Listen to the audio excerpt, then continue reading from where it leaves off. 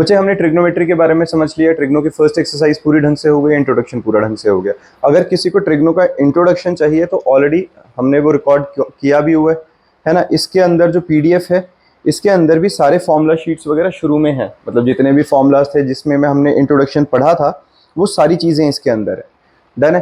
तो जिसको चाहिए होगा वो मुझे बता देना, उसके मैं इसका मतलब जो पीडीएफ है उसका लिंक भी तुम्हें दे दूंगा।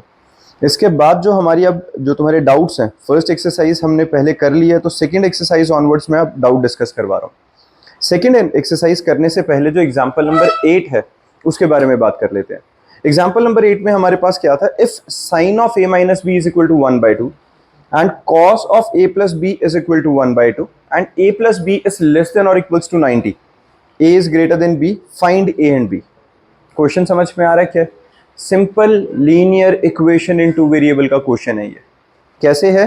अगर हमारे पास क्या दे रखा बच्चा, sine of a minus b is equal to 1/2, ये दे रखा है। इसका मतलब क्या हुआ, sine of a minus b is equal to 1/2? इसका मतलब हुआ कि मैं 1/2 को साइन 30 डिग्री लिख लूं तो किसी को परेशानी है? हमें पता है साइन 30 की वैल्यू 1/2 होती है। तो sine of a minus b is equal to sine 30 बन गया कि नहीं? अब यहां पे एक स्टेप आती है बच्चा, taking sine inverse both side. अब तुम्हारे में इनवर्स फंक्शन नहीं है तो हम डायरेक्टली साइन हटा देते हैं। एक्चुअल में स्टेप क्या होती है, taking sine inverse both side. तुम्हें ये करके दिखाने की जरूरत नहीं है। हम क्या करते हैं, sine inverse of sine of a minus b is equal to sine inverse of sine of 30 degree, और यहां से साइन और inverse, sine and sine cut जाते होते हैं। बट सिंस इनवर्स फंक्शन तुम्हारे सिलेबस में है ही नहीं, वो तुम पढ़ोगे भी नहीं, तो हम सिंपल तरीके से क्या समझते हैं कि भाई साइन और साइन कैंसिल आउट हो गए। इसको काट के नहीं दिखाना है ऐसे, क्योंकि टेक्निकली साइन और साइन नहीं कट रहे हैं, taking sine inverse both side से करते हैं। तो तुम सीधा क्या स्टेप करके दिखाओगे बच्चा, जहां ऐसा हुआ तो सीधा इसको ऐसे लिख दो, a minus b is equal to 30। समझ में आया? साइन और साइन हटा दिया, सीधा सीधा हमने लिख दिया a minus b is equal to 30। किसी बच्चे को स्टेप में प्रॉब्लम? डन है? हाँ जी बच्चा, पक्का सबको पता चल रहा है। अब ऐसे ही जो नेक्स्ट कंडीशन है वो क्या दे रखा है, cos a plus b is equal to 1/2, cos of a plus b is equal to 1/2। अब cos की वैल्यू 1/2 कब होती है, 60 डिग्री पे। तो यहां से a plus b is equal to 60 बना कि नहीं? दो वेरिएबल्स है, दो ही इक्वेशन है, linear equation in two variable. तीन मेथड है सॉल्व करने के, सब्स्टिट्यूशन, एलिमिनेशन या क्रॉस मल्टीप्लिकेशन, जो मन करे वो लगा लो। सीधा सा मैं एलिमिनेशन लगा लेता हूं। क्या है, a minus b is equal to 30, a plus b is equal to 60। Solve करते हैं, 2a is equal to 90। a की वैल्यू कितनी आ गई, 45। b की वैल्यू कितनी आ जाएगी, देखो a की वैल्यू 45 है तो b की वैल्यू कितनी आ गई, 15। किसी बच्चे को परेशानी? सिंपल क्वेश्चन है। हाँ जी, सबको क्लियर है ना बच्चा? चलो नेक्स्ट। अब एक्सरसाइज 8.2 बच्चे, डाउट बताओ कौन सा? फर्स्ट क्वेश्चन में डाउट है।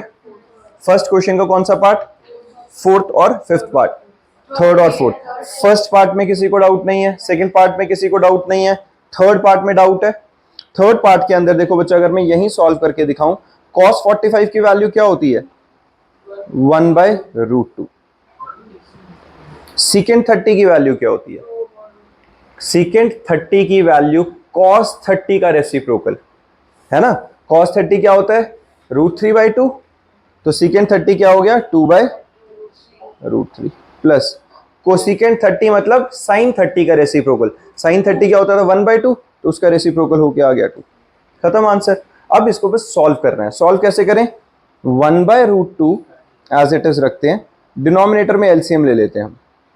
जब मैंने √3 एलसीएम लिया तो 2 + 2√3 बना कि नहीं।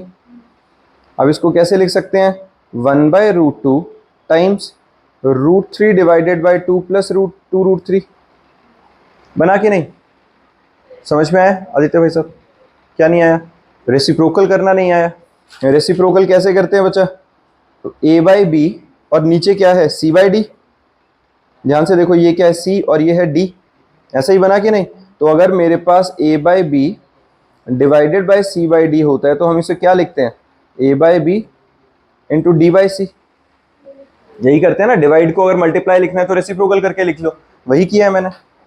1/√2 इंटू √3/2 प्लस 2√3 निकला कि नहीं, पक्का। तो इस स्टेप को हमारे पास सॉल्व करने के बाद क्या आ गया, ऊपर आ गया हमारे पास बच्चा √3 डिवाइडेड बाय ये क्या बन गया है 2√2, या इसको ऐसे ही रखते हैं अभी। अब देखो आंसर आ चुका है, लेकिन ये आंसर पूरे तरीके से ठीक नहीं है। क्यों ठीक नहीं है, क्योंकि डिनोमिनेटर में स्क्वायर रूट नहीं होना चाहिए आंसर के लिए। तो स्क्वायर रूट हटाने के लिए मैं क्या करता हूं, रैशनलाइजेशन। पहले √2 से मल्टीप्लाई, √2 से डिवाइड, तो ऊपर क्या बन गया √6 डिवाइडेड बाय √2 इंटू √2, तो 2 बन गया बच्चा, 2 + 2√3 बना कि नहीं। एक काम करते हैं, नीचे से 2 कॉमन ले लेते हैं, तो ये बनेगा √3 डिवाइडेड बाई 2 इंटू 2 अगर कॉमन लिया 1 + √3, तो ये 2 2 को मैं 4 लिख दूं, डन है। समझ में मैंने क्या किया है बेटा, इन इस ब्रैकेट में से ये 2 और 2 कॉमन ले लिया है, तो यहाँ पे 1 + √3 बचा कि नहीं, 1 + √3 बच गया, और जो 2 कॉमन आया तो बाहर वाले 2 से मल्टीप्लाई होकर 4 हो गया। ऐसा क्यों किया, क्योंकि अब मेरे को नेक्स्ट रेशनलाइजेशन की स्टेप करते हुए थोड़ी आसानी रहेगी।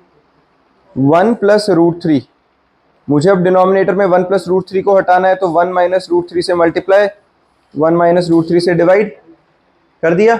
यही करते हैं ना रैशनलाइज करते हुए, जो डिनोमिनेटर में होता है उसका साइन चेंज करके मल्टीप्लाई डिवाइड। तो ऊपर क्या बना √3 - √3 का square divided by 4 times a + b into a - b, a² - b², बना के नहीं।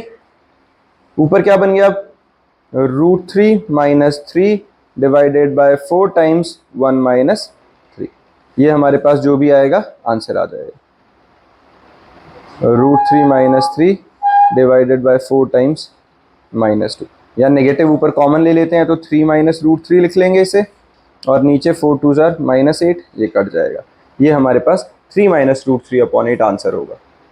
ऐसा ही कुछ आंसर है, समझ में आया। हाँ जी रितिका, क्या समझ नहीं आया बताओ, कहाँ से प्रॉब्लम है। सॉरी √6 मैंने गलती से लिखा है बच्चा, फिर यहाँ √6 आना था। कोई बात नहीं, पूरी कैलकुलेशन में इतना कुछ फर्क नहीं पड़ेगा। यहाँ √6 है, इसकी जगह हम वो रख लेते हैं ना, √6 टाइम्स 1 - √3 एज इट इज रख लेते हैं। ये लो, न्यूमरेटर में कोई फर्क नहीं पड़ेगा ना, ऐसे रख लेते हैं। अब ठीक है, ये आंसर आ गया। या फिर मैं ऐसे लिख लूँ √3 - 1 टाइम्स √6/8, वो नेगेटिव कॉमन लेके हटा दिया बस। बेटा नीचे नेगेटिव तो ऊपर नेगेटिव कॉमन लेंगे तो √3 आ गया और 1 पीछे चला जाएगा, जाएगा कि नहीं, और वो नेगेटिव नीचे से कट के इस फॉर्म में आ जाएगा। यही आंसर, एक बार क्रॉस चेक कर लो ना, आंसर यही है। कुछ और कैलकुलेशन मिस्टेक होगी पता चल जाएगा। नेक्स्ट बताओ बच्चा कौन सा था। पता है जिसको लग रहा है कि ये कंफ्यूजिंग है बेटा, तुम 7th क्लास की रैशनलाइजेशन भूल गए हो। फिर 6th 7th क्लास से तुम रैशनलाइजेशन करते आ रहे हो, उसमें हमने पढ़ा था कि डिनोमिनेटर के अंदर स्क्वायर रूट नहीं छोड़ना, उसको रैशनलाइज कैसे करना, तुम उसमें अटक रहे हो। हाँ जी क्या हुआ, ये नहीं आंसर। अरे आदित्य आंसर है कि नहीं, √6/, हाँ तो वही तो बात बनी ना। √6 को अगर मैं अब देखो, अब जो ये बोल रहा है आंसर में कंफ्यूज कैसे हुआ, √6 इंटू √3 क्या बनेगा √18 माइनस √6 डिवाइडेड बाई 8। √18 को मैं क्या लिख सकता हूँ, 9 2 18, 9 स्क्वायर रूट से बाहर आएगा तो क्या निकला 3√2 माइनस √6 होल डिवाइडेड बाई 8, ये है आंसर। तो मुद्दा उसका नहीं है कि आंसर क्या, तुम क्या कर रहे हो, सिंप्लीफिकेशन होगी, रैशनलाइजेशन होगी, उसमें परेशान हो रहे हो। ठीक है, तो हमारे पास जो मेन ट्रिग्नोमेट्री अभी थी अपनी इस क्लास के हिसाब से, वो तो सिंपल यहाँ खत्म हो चुकी है। मेन तो हमें यहाँ वैल्यू सब्स्टिट्यूशन थी ना, जो 10th में नया सीखा है कुछ। बाकी ये जो मैं अब आगे कर रहा हूँ ये तो सारा रैशनलाइजेशन और सिंप्लीफिकेशन है। 8th class 9th class 7th class से हमने शुरू किया हुआ इसे करना। अब तुम कह रहे हो नहीं कंफ्यूजिंग है, कंफ्यूजिंग है कहाँ पे, तुम मेरी स्टेप्स को देख के सीखना चाहते हो। मेरी स्टेप से तुम्हें क्यों आएगा, तुम अपने आप सॉल्व करो ना उसे। रैशनलाइज किसी को नहीं करना आता तो मुझसे पूछोगे भाई रैशनलाइज हमें करना ही नहीं आता, मैं वो सिखाऊं, सबको आता है। अगर अकेला नंबर है तो उससे मल्टीप्लाई डिवाइड करते हैं, अगर a plus b a minus b की फॉर्म में होता है तो साइन चेंज करके मल्टीप्लाई डिवाइड करते हैं। वही रैशनलाइजेशन का प्रोसेस किया, बाकी आगे सिंप्लीफिकेशन है। कैलकुलेशन मिस्टेक नहीं करोगे तो गलती होएगी ही नहीं उसमें। नेक्स्ट बताओ, नेक्स्ट कौन सा क्वेश्चन बेटा? Fourth part. फोर्थ पार्ट में हमारे पास है साइन 30 प्लस tan 45। देखो इसको यहीं एक बार लिख लेते हैं, फिर नीचे जाके सॉल्व करेंगे। Sine 30 1/2, tan 45 1, cosecant 60, cosecant 60 sine 60 का reciprocal that is 2/√3, secant 30 cos 30 का रेसिप्रोकल 2/√3, cos 60 1/2 और cot 45 1। ये बना के नहीं वैल्यूज, ये ठीक है। अब इनको नीचे एक बार क्वेश्चन लेके चलते हैं, जरा बताना क्या क्या वैल्यूज थी। रुको एक सेकंड बेटा, हाँ बोलना मुझे। 1/2 2/√3 2/√3 प्लस 1/2 प्लस 1, ये बन गया था हमारा। हाँ जी यही बना था। अब इसके अंदर क्या करो, 2√3 एलसीएम ऊपर ले लेते हैं, न्यूमरेटर में अलग से एलसीएम ले लिया तो हमारे पास क्या आया, √3 प्लस 2√3 माइनस 4, और डिनोमिनेटर में भी जब हम एलसीएम लेंगे 2√3 तो क्या आएगा, 4 प्लस √3 प्लस 2√3। ऐसा बना कि नहीं? किसी को इस स्टेप में प्रॉब्लम है? मैंने क्या किया, न्यूमरेटर में अलग एलसीएम ले लिया, डिनोमिनेटर में अलग लिया। तो अब जब मैं इसको रेसिप्रोकल करके लिखूंगा तो क्या बना, पहला तो इसको देखो, √3 प्लस 2√3 क्या बन गया, 3√3 माइनस 4 होल डिवाइडेड बाई 2√3। यहां पे क्या बना है, 4 प्लस 3√3 होल डिवाइडेड बाई 2√3, जिसको अगर मैं रेसिप्रोकल करके लिखूं तो ये ऐसे बन जाएगा।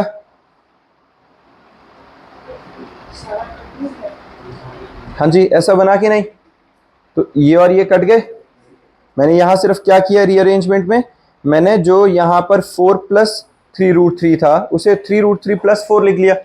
फर्क तो नहीं पड़ेगा, a प्लस बी और b प्लस ए सेम होता है। वो सिर्फ मैंने इसलिए लिखा है ताकि यहां पर मैं तुम्हें सिर्फ इतने तरीके से दिखा सकूं कि रैशनलाइजेशन में क्या रहेगा, वरना दूसरे कुछ और ढंग से भी लिख लो तो गलत नहीं है वो। अगर तुम सेम वही लिखना चाहते हो तो कोई फर्क नहीं पड़ेगा। जैसे यहाँ पे अगर मैं सेम ही लिख लूँ 4 प्लस 3√3 तो भी कोई गड़बड़ नहीं है। समझ में आ रहा है? अब हमारे पास 3√3 माइनस 4 डिवाइडेड बाय 4 प्लस 3√3 बना कि नहीं? इसको रैशनलाइज कैसे करूं, 4 माइनस 3√3 से मल्टीप्लाई, 4 माइनस 3√3 से डिवाइड। डन है, कर सकता हूं। अब यहां पे मैंने जो चेंज किया था, अगर मैं उस चेंज के साथ प्रोसीड करता तो तुम्हारे लिए विजुअलाइज करना थोड़ा और आसान हो गया था। समझ रहे हो? जो a प्लस बी और a माइनस बी का फॉर्मूला बन रहा था वो सामने सामने दिख रहा था, तो करके मैंने वो स्टेप करी थी। अब मेरी उस वाली स्टेप के अकॉर्डिंगली प्रोसीड करके दिखाता हूं कि मैंने वो किया क्यों था। मैंने क्या किया था, 3√3 माइनस 4 डिवाइडेड बाय 4 प्लस 3√3। तो इसको जब रैशनलाइज करूंगा तो 4 माइनस 3√3, 4 प्लस 3√3, 4 माइनस 3√3 से मल्टीप्लाई और डिवाइड ऐसे ही करेंगे तो डिनोमिनेटर में a plus b a minus b का फॉर्मूला अब भी बन रहा है, यहां पे भी सेम फॉर्मूला बन रहा है, और ऊपर a माइनस बी यहां क्या बन रहा है, यहां देखो यहां क्या बनेगा, अगर मैं यहां माइनस कॉमन ले लूंगा या यहां पर भी मैं माइनस कॉमन लूंगा तो दोनों में आंसर घूम फिर के सेम आ रहा है कि नहीं? सेम ही डिजिट्स हैं। वही मैं बोल रहा हूं कि कंफ्यूज होने की जरूरत नहीं है, जिस मर्जी तरीके से लिख के रिप्रेजेंट कर सकते हो। ठीक है, अब यहाँ पे हमारे पास जो ब्लू वाला पार्ट है इसी को मैं प्रोसीड कर रहा हूँ आगे। तो क्या बना, 3√3 माइनस 4। एक काम करता हूँ मैं माइनस कॉमन ले लेता हूँ, तो 4 माइनस 3√3 बना कि नहीं? हाँ जी बना है न्यूमरेटर में ये, और डिनोमिनेटर में क्या बन गया, a square minus b square, 4 का स्क्वायर माइनस 3√3 का होल स्क्वायर। बना है कि नहीं? ये किसी को इसमें परेशानी? सॉल्व कर दो। ऊपर बन गया है 4 माइनस 3√3 का होल स्क्वायर, नीचे बन गया है 4 का स्क्वायर, कितना बनेगा बच्चा, 16 माइनस 9 इंटू 3 27। ऊपर सॉल्व कर लो, a square plus b square minus 2ab whole divided by 16 minus 27। किसी बच्चे को इसमें परेशानी? हाँ जी अंशुमन, पता चल रहा है बच्चे सबको? बच्चे, नाम क्या बच्चे तुम्हारा? शुभम भाई साहब, पता चल रहा है? देख तो रानी, पता कैसे चल रहा है? कर लिया? सॉल्व करा? आंसर बताओ फटाफट से, क्या आ रहा है बताओ जल्दी जल्दी। 43 माइनस 24 रूट 3 माइनस 11, माइनस से माइनस कट गया, आंसर आ गया। समझ में आया? देखो फिर स्टोरी वहीं की वहीं है भाई। रैशनलाइजेशन का पार्ट तुम्हारा है, तुम्हें जैसे ठीक लगे ऐसे लिखना वैसे लिखना, वो तुम सोचो क्या कैसे करना है, उसमें मेरे बताने की जरूरत नहीं है, वो सब तुमको आता है, बस तुम सुस्त होके ना करो तो अलग बात है। मेरा पार्ट क्या था, यहाँ तक ये वैल्यूज डालना। 10th क्लास के हिसाब से तो हमारा ये पार्ट था ना जो सिलेबस का पार्ट है, कि तुम्हें ट्रिग्नोमेट्रिक रेशियोज की वैल्यू डालना है। आगे सिंप्लीफिकेशन तो सिंपल, एक ही फंडा है सिंप्लीफिकेशन का, डिनोमिनेटर में स्क्वायर रूट नहीं होना चाहिए। जैसे मर्जी करके उसे रैशनलाइज करके डिनोमिनेटर से स्क्वायर रूट हटा दो, आंसर आ जाएगा। क्लियर है? नेक्स्ट बताओ। कौन सा फोर्थ? फर्स्ट का फोर्थ तो हो गया। फिफ्थ क्वेश्चन, फिफ्थ क्वेश्चन में क्या है बच्चा, सेम वैल्यू ही डालनी है, अब खुद को अटेम्प्ट करो। कॉस स्क्वायर 60, ध्यान से देखो, कॉस स्क्वायर 60, कॉस 60 की वैल्यू क्या है 1/2, 1/2 का स्क्वायर करोगे तो 5/4 हो गया, हुआ कि नहीं आर ना? फिर क्या हो गया था, ठीक है, प्लस 4 टाइम्स सीकेंड स्क्वायर 30, सीकेंड 30 क्या होता है, कॉस 30 का रेसिप्रोकल 2/√3, तो 2/√3 का स्क्वायर करोगे ऐसे ही होगा। tan स्क्वायर 45, tan 45 1 होता है, 1 का स्क्वायर करोगे। डिनोमिनेटर में sin 30, sin 30 क्या होता है 1/2, उसका स्क्वायर, प्लस cos स्क्वायर 30। अब एक बात देखो, मैं यहाँ पे वैल्यू डालूं या मैं डायरेक्टली फॉर्मूला डाल दूं, sine square theta plus cos square theta, दोनों में थीटा थीटा तो सेम है, तो sine square theta plus cos square theta में डायरेक्ट 1 ना लिख दूं, है कि नहीं? मैं बेटा sine square theta plus cos square theta is equal to 1 नहीं होता है, फॉर्मूला नहीं है, तो मैं इसकी डायरेक्ट वैल्यू 1 सब्स्टिट्यूट कर दूं तो क्या ही प्रॉब्लम है इसकी जगह, है ना, बच जाएंगे। वरना तो फर्क नहीं पड़ेगा, 1/2 का होल स्क्वायर प्लस √3/2 का होल स्क्वायर, इसको सॉल्व करोगे तो भी वो 1 ही आना है, बट मेहनत बचा लो, डायरेक्टली 1 लिख लो। क्यों नहीं लिख सकते, तुम लिखो ना वहां sine square theta plus cos square theta is equal to 1 bracket में, ये फॉर्मूला कौन सा यूज कर रहे हो। समझ में आई ये बात? न्यूमरेटर रह गया, डिनोमिनेटर खत्म हो गया, सिंपल सॉल्व कर लो अब इसे। क्या आ गया 5/4 प्लस 16/3 माइनस 1, कर लोगे? हाँ जी बच्चा, सॉल्व कर लोगे अब इसे। नेक्स्ट बताओ, बोलो बच्चा नेक्स्ट। क्वेश्चन नंबर 2 का doubt, choose the correct option and justify your choice. 2 tan 30 over 1 plus tan square 30। Third part देखो, sin 2a is equal to 2 sin a, it is true when a is equal to। देखो बच्चे, इस question में ये true कब है, इसको अगर मुझे पता लगाना है कि ये ट्रू कब है, तो बेस्ट वे क्या है, ये जो वैल्यूज हैं जो नीचे हमारे पास वैल्यूज गिवन है, सिंस ऑब्जेक्टिव क्वेश्चन है, 4 ही ऑप्शन है, LHS RHS में सब्स्टिट्यूट करके देख लो। देखो जैसे अगर मैं यहां 0 डाल देता हूं तो sine 0 is equal to 2 into sine 0, sine 0 क्या होता है 0 इज इक्वल टू 0, इसके लिए ट्रू है कि नहीं। लेकिन अगर मैं यहां मान लो 30 डालता हूं तो क्या साइन 60 2 इंटू साइन 30 के इक्वल है, क्योंकि साइन 60 √3/2 और 2 इंटू 1/2 ये इक्वल नहीं आ रहा है, किसी के लिए भी इक्वल नहीं आएगा, सिर्फ 0 के लिए ट्रू रहने वाला है। तो ऐसे क्वेश्चंस में बेस्ट आंसर, बेस्ट वे क्या रहती है, 4 ऑप्शंस में से वैल्यू सब्स्टिट्यूट करके देख लो वहां पे। समझ में आ गया? डन है? हाँ जी पक्का, सबको पता चल गया। नेक्स्ट बताओ।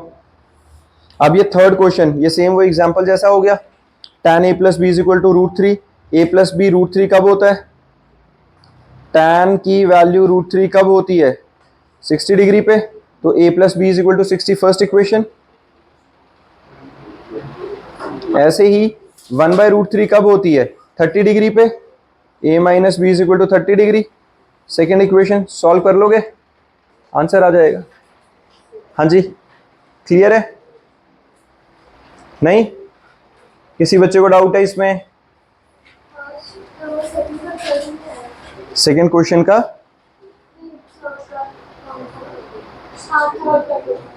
थर्ड का तो एक ही पार्ट है बेटा। हाँ ठीक है, ये वाला, ये इसमें हमने क्या किया बच्चा, अभी जो मैंने वैल्यू सब्स्टिट्यूट करके देखी है, मैंने चारों ऑप्शन सब्स्टिट्यूट करके देख लो। साइन 2 इंटू जीरो, जब तुम ए की जगह पे जीरो डालोगे तो 2 इंटू जीरो क्या आएगा, साइन जीरो। साइन जीरो की वैल्यू क्या होती है, जीरो। LHS आ गया जीरो। अब RHS में पुट करके देखो, 2 into sign of zero, 2 into zero, ये भी जीरो आ गया, ट्रू आ गया LHS RHS, खत्म आंसर, ए की वैल्यू जीरो। ठीक है, हम ये चारों ऑप्शंस पुट करके देख लेते, जिस पे आ जाता वो ठीक हो जाता। सॉर्टेड है। नेक्स्ट नेक्स्ट बताओ बच्चा, एक्सरसाइज खत्म, डन है। अब नेक्स्ट एक्सरसाइज स्टार्ट करो। ठीक है, नेक्स्ट एक्सरसाइज के एग्जांपल्स हैं, वहां से शुरू करेंगे। ऑलरेडी इंट्रो दे रखा है मैंने टॉपिक का, उसको स्टार्ट करते हैं, फिर उसके डाउट्स के साथ मिलते हैं।